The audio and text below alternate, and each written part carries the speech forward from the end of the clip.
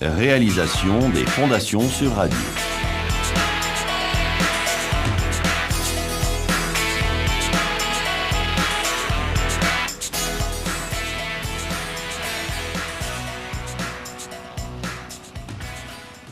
Ici, le sol est de mauvaise qualité. Les fondations s'enfoncent sous le poids du bâtiment et l'ensemble bascule. Le radier répartit les charges sur l'ensemble du terrain de faible portance. Le fond de forme est nivelé.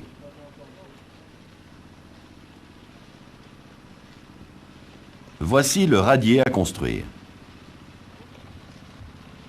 La portance du terrain est uniforme sous le radier. Dans le cas de traversée de réseau sous le radier, la portance du terrain ne doit pas être modifiée.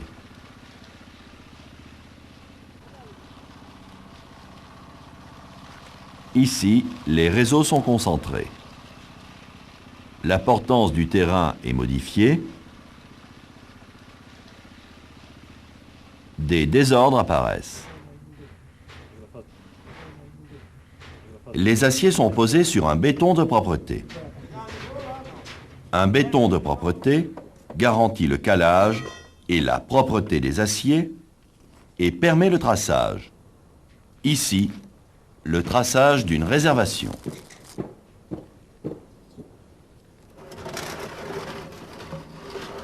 Les rives du radier sont coffrées à l'aide de panneaux.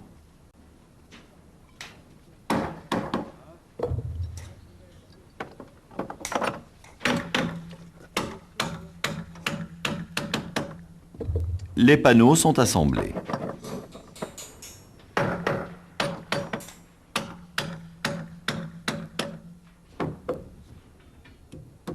L'alignement du pied de coffrage est réglé à l'aide d'un coin.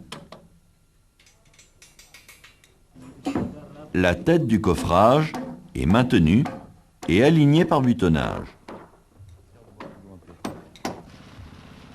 Le radier nécessite un ferraillage particulier et important.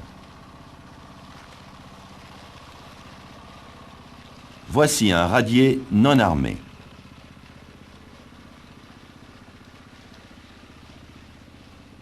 Le poids du bâtiment provoque la déformation du radier. Des zones tendues apparaissent. Voici un radier armé. Ces zones de traction sont renforcées par les aciers principaux.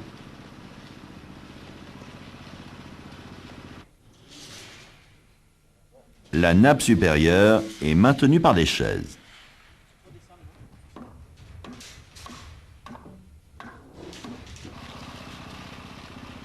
Un contrôle du diamètre et de la position des aciers est effectué.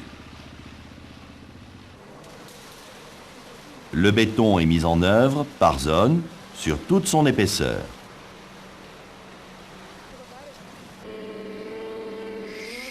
La vibration est réalisée avec une aiguille adaptée.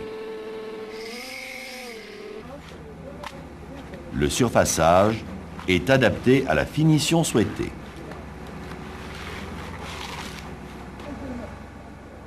Pour ralentir l'évaporation de l'eau, un produit de cure est rajouté.